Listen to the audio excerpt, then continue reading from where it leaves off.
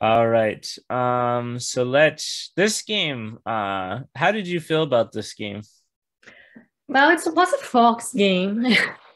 In Fox games, you never know if the opponent is just being greedy or if there is a reason for the opponent to be doing what they are doing. And you try to say, no, I need to punish the opponent being greedy and then fail miserably. That's what happens. All right. So I definitely saw something that happened here. And one of it was a part of the Saturday class, and the Mhm. others was just mistakes in the opening that led to a really hard middle game for you. I'm actually impressed that you got it down. Did you get it down to like 7 points or something? Oh, I don't remember how the I, score was. when I yeah, when I hit the game information, it says 7, and then the OGS I think says, it's 7 because it's Chinese. It's actually 13. oh, okay.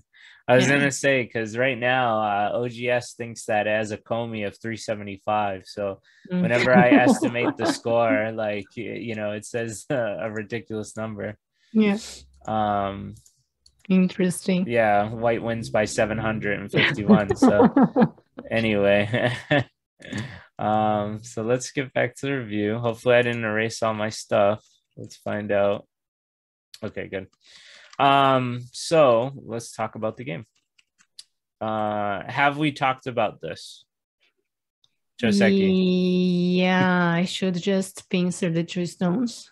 Well, you don't actually just have to pincer. You can actually move away too. In fact, in this Mm, case, I think if you played A or B here, or C, I think it was, these would be much better moves. So do you remember why like this, why you shouldn't care that much if white gets this corner? no, I don't remember.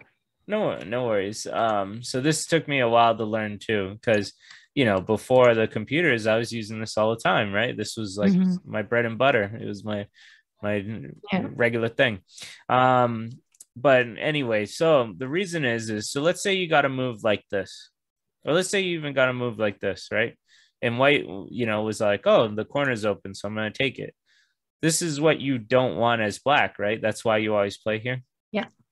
But if you're worried about making a base right now, you can just make one. And when we look at the order of the moves, let's put them in a different order, right? So if black was to play here, white should move here, right? Undoubtedly. Hmm. Hmm. But in this case, white moved here. So does this look efficient? No. Yeah, it looks stupid, right? Like, No. like if somebody played this way, you'd be like, "What is happening?" Like, Yeah. right? And so that's why this shape is not actually considered very good because black has gotten away with murder with this like white, Hmm. and it's only 1 or 2 points, right? This is only this little indent here compared to playing here is only worth like 2 points. But 2 points matter, as you know, especially since supposedly you only lost by 7 points, right? So Hmm. those 2 points really matter. And so my point is that usually when somebody plays this older Joseki or this outdated Joseki, try playing away or pushing like down or play somewhere else, right? And if they honestly want to take it, you can even take another big move. You can take two big moves. And so this and the taking this is much more valuable than this. Okay. And even if white comes over here, you can just jump out now. And so this group is going to be fine. It's going to have to work a little to make some eyes, but it's going to be perfectly fine. You're not going to have any trouble. In fact, you'll even probably be able to counterattack this.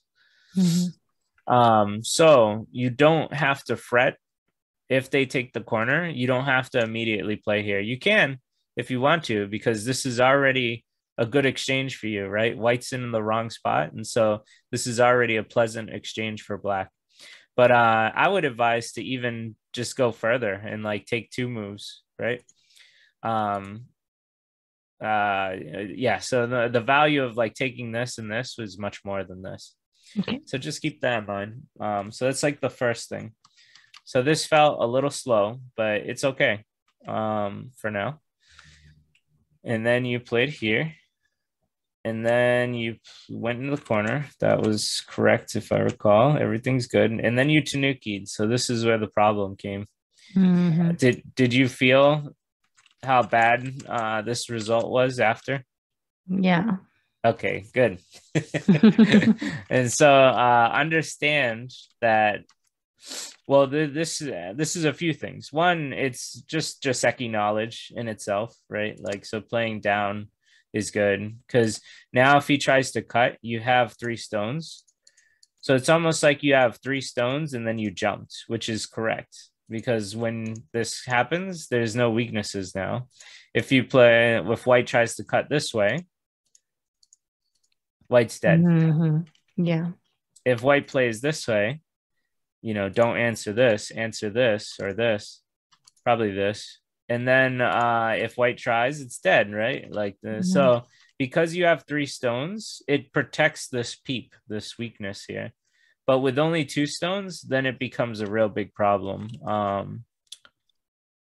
I think white's supposed to attack on the outside because this feels bad for black if black has to play this way, right? Yeah. And if black plays this way, well, now white gets a full corner and white has a really good stone against this Panuki here. So white should have messed up and played here instead of here. But anyway, the point is that on a basic level, without even understanding Joseki whatsoever, this is a peep, right? Mm-hmm.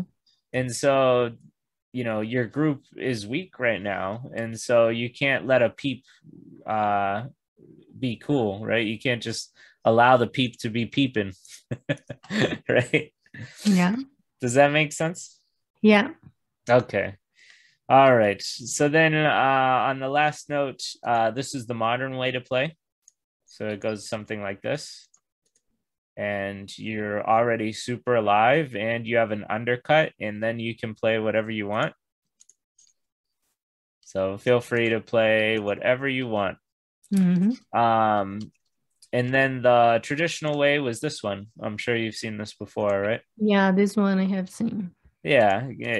So essentially, once again, you get to play, wherever you want. And then if white tries to attack you, you're fine. You can either live this way, you can jump out this way. If he cuts, then he's in a lot of trouble because you can essentially get out, which is awful for him. So white has to play this. This is like really old school stuff, stuff I learned when I started playing Go. But this is the more modern way because it leads to an undercut and you kind of get out. So and it makes the nice 3 stones in a jump position, which is like perfect. So yeah. Okay. And I think these 3 stones with the jump will be applicable in many different places. So that's really good to know. Yeah, for sure. So this move is too slow. And why do you think it's too slow? Because I was already alive. Yeah, that's right. So let's say if you got another move or you played here or something, and then white attacked you, you're just alive, right? Mm-hmm. So white can't play like this. This is dead. This could be Ko, but you have all the Ko threats, so it's not good for him. So yeah, that's it. So you're already alive. So at this point, playing this is just too slow right now, right? Instead, you can take a really big move on the outside, and it would be worth a lot more just playing away. So I'm still having some trouble, like really identifying when I'm alive. I only knew I'm alive because you told me that my move was slow. I need to study more life and death in the corner too. All right. No, when it's alive. It's definitely good. I'll never detract you from studying life and death. Every player has to do it in order Mhm. to, strengthen their reading, because your strength of your reading is literally how strong you are in Go. But I'm sure you could have read, one, two, and then three, right? Like I'm sure you would have. Mhm. Like Mhm. that's not hard to read, right? Yeah. So, what Insyung, my teacher from the Young Say League says is do make sure to do your 1, 2, 3 reading, right? Like Mhm. make sure to just read 3 steps ahead. That's not too hard. That's not asking too much, right? Yeah. So, um, anyway, yeah. So I think you might, as you said, if you were worried about dying, then you must have played this out of fear instead of logic. Yeah. You're afraid to die, so just make sure to you know use your logic, I guess. All right, so I'll move on, but let me just state, well, actually, we'll move on. So all right, let's go on. So now we are at this move. So in this case, did you like, well, actually it came out somewhat decently for you here. But let me show you another way this could have gone. um, let's say it even goes like this. If you do this one, it leads to a ko. So if you don't want to fight the ko, you play this. So let me ask you, does this look good for black? No, it doesn't have much potential and it's really small. Yes. So what I want you to understand is that this under attachment, I'm sure you've gotten used to it by learning some of the 4/4 Yeah. Joseki. So like I'm sure this one right here, right? Mm-hmm. But I want you to understand that let's look at the difference between you know this one, right? And then attaching, and then this one, and then attaching, right? Mm-hmm. Can you see the big difference? Yeah, the pincer stone at age 3. Yeah, and specifically this stone is not here, right? This one. Mm-hmm. Whereas in this case, this one is. So you don't want to play this under attachment when there's no stone here or when somebody pinces you like this. The only time you would is if white did have a stone here. So then now, if we look at it like this and then white pincered, now you're in trouble. Now you're super outnumbered. And so once again, we lean on our opponent to make strength, right? Just like Mm-hmm. what we were talking about. Because now this ko is going to be a lot nicer. So if white plays something like this, now this ko is really good for you because you were in a bad situation. But anyway, yeah. So when somebody pinces you, the most common moves are just jumping in the corner or jumping out. Okay. Depends on what you want. A lot of times I just jump in the corner to make things simple. And I'm sure you've done this Joseki plenty of times, right? Mm-hmm. So I don't have to explain this one. But and then same with this, right? Like this is exactly what happened over here. Yeah. And so now we know to play either this one or this one, whichever. If you're feeling traditional, feel free to play that. If you want to be more modern, play this one. But yeah, under attaching was not good here. So, but yeah, white made it good for you. So you actually got a really good group here. But when I looked at this board here, I felt like this wasn't efficient. This wasn't efficient. It was actually really bad because you got a really bad result, like cut you off on both sides. And then this shouldn't have been efficient, but it's okay. Although, to be fair, with these two stones, you can see that white's developing a lot here and white's developing a lot here. So, sorry, did you have a question? No. Okay. So at this point, because of your 3 Joseki choices, you've made this game extremely hard for yourself. And it only gets harder when you play this move, because excluding that, who here has the more potential? White. Yeah, this is looking really dangerous for black right now. And it feels that way for a long time. Up until this mess here. So he Atari'd, right? He Atari'd you in the crosscut, which I always tell you is, generally bad. Sometimes it's okay, but usually it's bad because black gets stronger. And then he tired you again. So like he did the thing that, we always talk about with all the the double cutting digit points Qs. for me. And so, yeah, you came out like really good on top of everything, which was great. So this gave you the chance to come back in this game, which, of course I was happy for you. But when I looked at this game right now, I'm like, okay, white has all the potential and black has everything that black can get, which means that you really can't get any more points unless like you play over here or something, right? So there's really, yeah. So now the rest of the game is just what we talked about in the Saturday class, which was, I use the term breadbasket. I don't know if that's going to catch on, but the idea is that like white has this really big potential, this really big breadbasket. And so your focus should be to try and trim this basket down, right?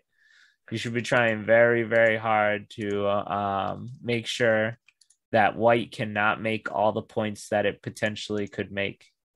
Yeah. Does that make sense? Yeah, and I love bread, so it's a good analogy. I'll go for the bread basket now. Yeah, especially when I look at your territories, right? So this is safe, this is safe, this is safe, and this is safe. So now we should be looking for his weaknesses, which I see everything on his side is pretty strong. And so now we look for the third order of operation, right? We look for the biggest moves. So at this point, we want to make his breadbasket really small, and then we want to make ours really big. So this traditional move, it's a very old move, but you could see that when you play it, you've essentially shrunk down white's potential here, and you've expanded yours, right? So this is an old style move that usually only see when people play the old school Joseki. So, but this is a really nice move because I don't know if you and I have ever talked about it, but usually when white has a weakness here, white should finish it with this tiger's mouth, right? Yeah. Because if white doesn't, then you have either this clamp or this poke, but the clamp is nice. So if white plays down, then you can threaten the cut and then you can make a base. Or you could jump up, whichever you prefer. This might look nice because it's working a little well with the stone here. So this is a very big weakness. Same with this, right? Same exact thing, really. This cut is beautiful because you're hitting the head of 3 stones here and it's devastating the shape. And so when he cuts, you just get stronger and stronger and stronger. And then you can come back and attack, make this really weak. And then you can see this whole bread basket is spoiled. You put a rotten apple in it. Yeah, so there's multiple ways to do it, but yeah, when I look at this game, black kind of has its definitive points and then white has all the potential. And so now that you have the territory advantage, you need to make sure that he can't take it away from you. Because if he can make his potential, then you're going to be in trouble. This move looked a little awkward. In the last game, I said you made no floating moves. And this one, I kind of feel like it is. I'm assuming you're trying to just build this area, right? Yeah. But this is kind of small. So whenever you have this wall here, right, you want to spread as far as possible. So usually 5 space extensions was like the norm, right? Because if if white extends and then you extend, you're making this really nice like box, right? Mm-hmm. And boxes are very efficient when it comes to building territory. So extending farther would have been nicer. This one just looks really awkward to me. It's not putting any pressure on white. It's not building the most amount of points you can build. So it just looks very awkward. So yeah, I showed you the 3 major points. This was really silly too. So he has all the potential. So I would want to build as best I can. This is nice because this actually hurts these stones quite a bit and then fixes the problem that's here. This looks a little slow, but it's not very necessary because of what I showed you. And then maybe attaching here would have been nice for him because he can make some more territory and then build his breadbasket bigger, or push, right? Mm-hmm. And then jump. But I'm not reviewing for him. I'm just letting you know that this is bad. Your answer was okay. I would have just been fine with like cutting, and then I would attack it. And as he runs, then you can continue to spoil his breadbasket. Mm-hmm. Or if you attack on this side, then you're building more territory, right? So if he has to run again, you can just keep attacking it and you're building. As soon as you can like plant something here, then you're starting to build even more. Mm-hmm. But yeah, I would have pushed for the attack myself, maybe something like that. Instead, what you did was you walked into a peep, and then this should be good for white. I'm just questioning why it wasn't. I think he needed to sacrifice because I don't know about you, but this sure looks good to me for white. Yeah. Because white is building towards the bottom and has completely taken away like a huge amount of your points here. And so this is the perfect example of the, attarring on one side and then using it to, ruin the area, right? It's very similar. So if I just took this stone away and then played this, and you played here, and then I played here, and you took, well, I guess it's not that similar, but fair enough. But I got the idea. Yeah. But anyway, because of this Atari, this was really bad on his part and super good for you. And then once you're able to almost kill these stones, you pretty much ruined his breadbasket and created a weak group for him, all at the same time. So this was he literally self-sabotaged himself by playing this move and then messing it up. So this was good for you. Instead of playing here, if we're looking for better moves, this would actually just kill all of these here, I think. I don't think white could make eyes here.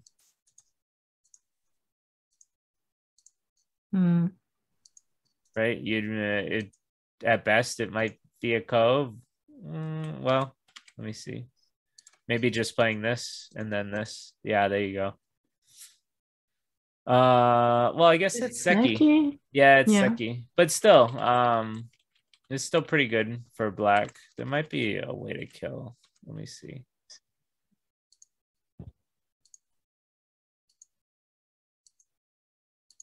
There you go. That'll kill. So if white doesn't answer here, right, then obviously black just gets out. So white has to answer, and then that kills. But anyway, so this would have been really devastating here. How much bigger is it to kill the right side instead of the left side? So this side instead of this one? Yeah. Well, if you kill these and white has to squirm, right? Because white's definitely gonna have to squirm. It kind of just gives you another target. And so you can make this target bigger, right? Okay. And you could press on this. So that's one way to look at it. The other way too is territory wise. To me, this looks bigger, and it's because this white stone is here, so it's influencing this corner. Okay. So it's not as big, whereas this side is bigger. I see. So this was one way to go about it. The other way was to attack here and then play this, because you can see that you can trap these stones without having to fully commit to trapping them. So like this does two things, right? It puts pressure on white and it captures. This is just trying to capture. And to be honest with you, I was looking at this. You might not be able to capture it.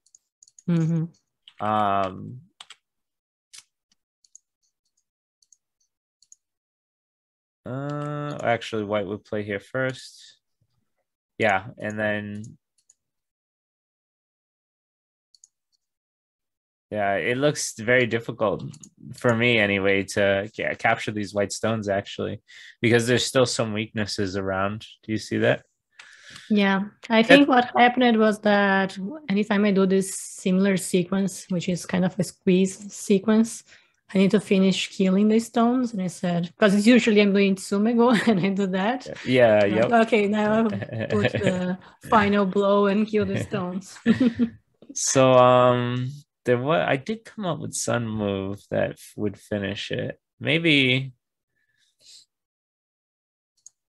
even this looks a little dangerous. Yeah. So this doesn't work. I think that's why I really like this move. Because if white does try and commit to saving it, one, you can still make it very difficult for that to happen. And two, you'll be able to get this move, which is really devastating, because now even if these two sides connect, then they still could all die, because this is cut off from this now, right? Yeah. So that's why I like this move a lot, because it just threatened these without being so direct. But the last thing I kept feeling was that black should then, finish it off then, if you wanted to really guarantee this kill. So even here now, you still have these options, right? Because now for sure, this thing is dead. Right. Right, this thing is definitely dead. But yeah, this felt. I understand you're trying to cramp this up, which is good in theory. But it felt very slow, especially with, once again, I'm still worrying about the breadbasket, right? Like even now, white's territory just looks huge still, the potential of the territory.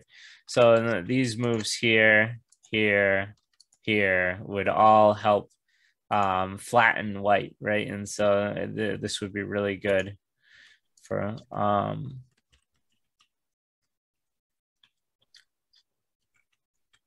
black. I would have played this.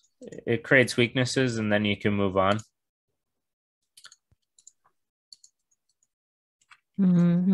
But when you play down like this, then it just gives white a free extra move, and then white gets the fix, and this is a much more solid finish, right? Yeah.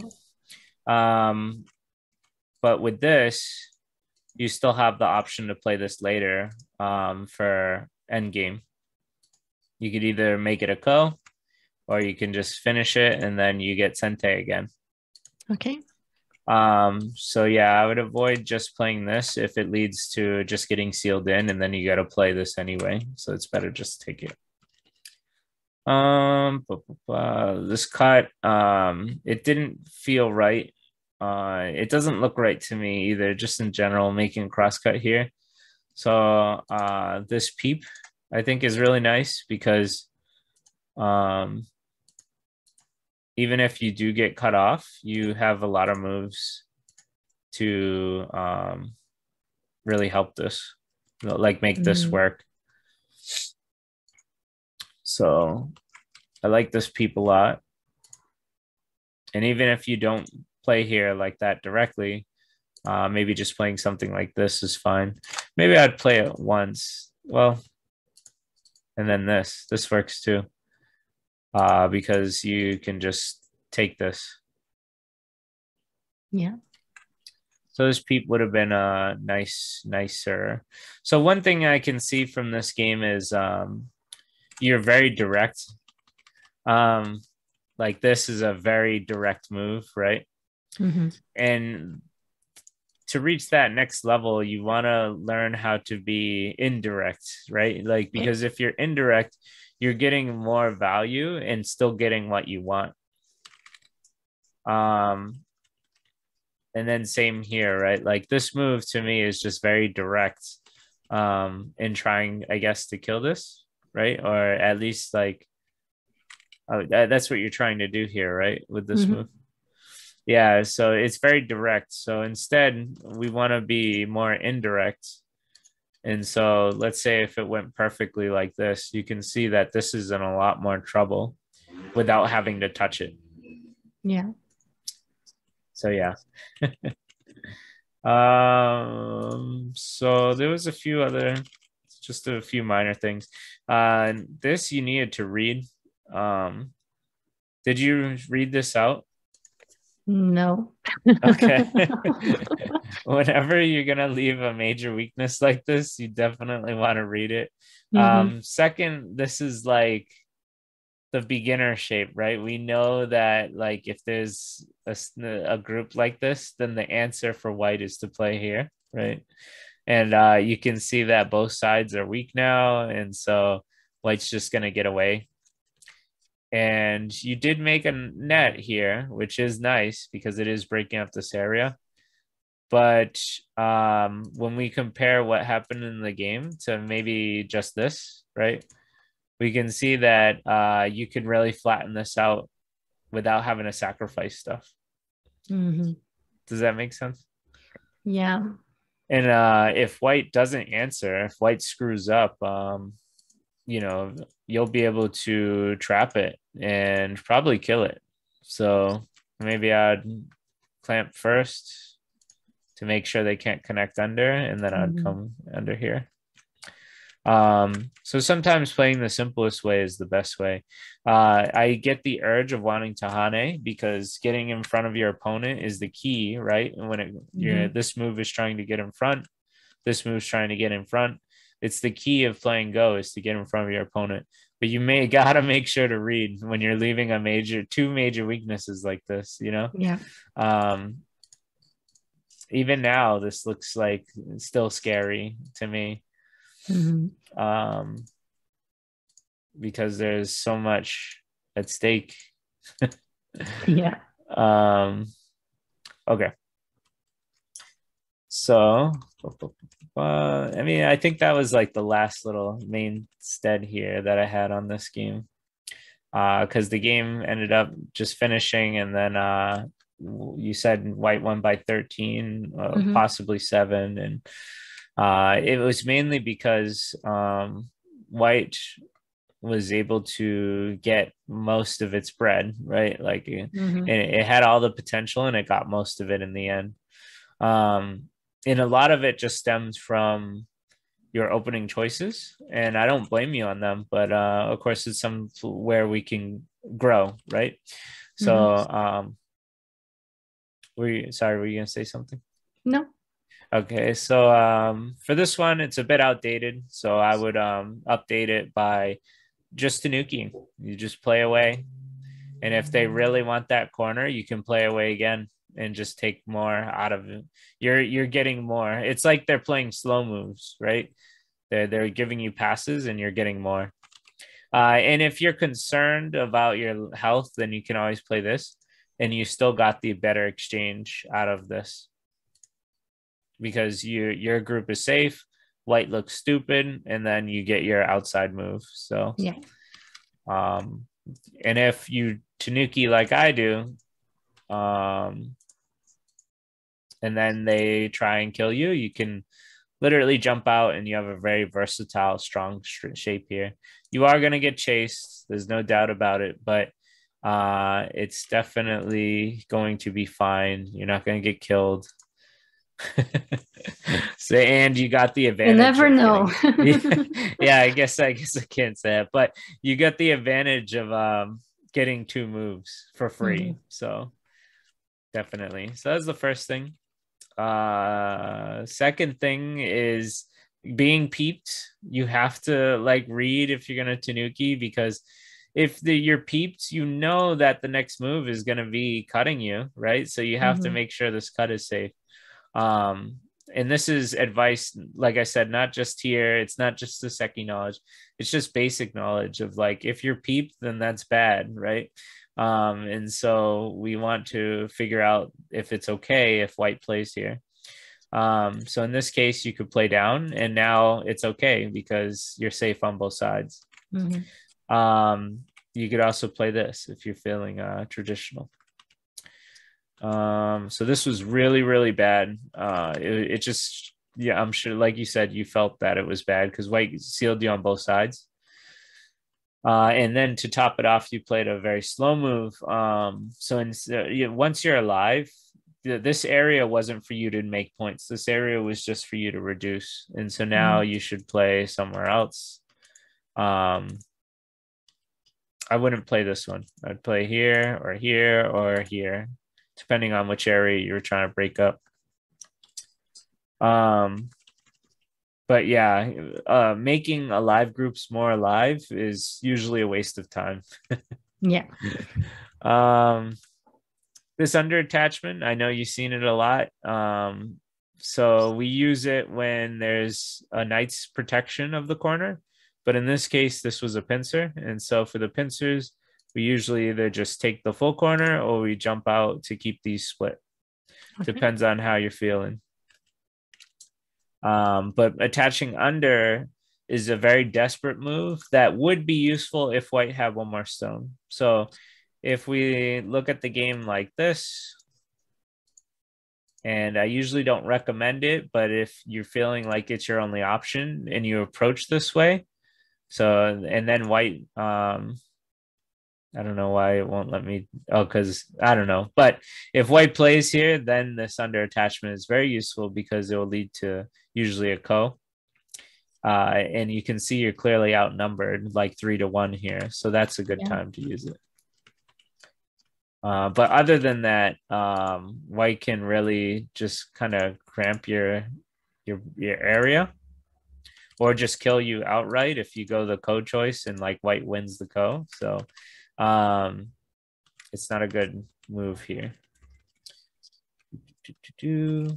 And then you, it sounds like you really have the idea of the concept of the breadbasket. So I don't really have to explain it too much, but yeah, the idea is that if white has the potential of making more points than you do, and all your groups are safe, then it's a good idea to just break up his area. And usually it's very easy. Shoulder hits, knight shoulder hits, right? Like this is a nice little thing. Caps, you know, clamps, especially if they don't protect their weakness. Even just jumping in the middle, I wouldn't advise it. I will tell you it's a floating move, and then but it's a neat floating move. yeah. Like I will say that this isn't the best answer, but at least the concept of that like you can see that white's getting a lot and you trying to break it up, at least that like idea is in your head. But all right, I'll leave it at that. I'll end the recording here, but if you want, we can play a game.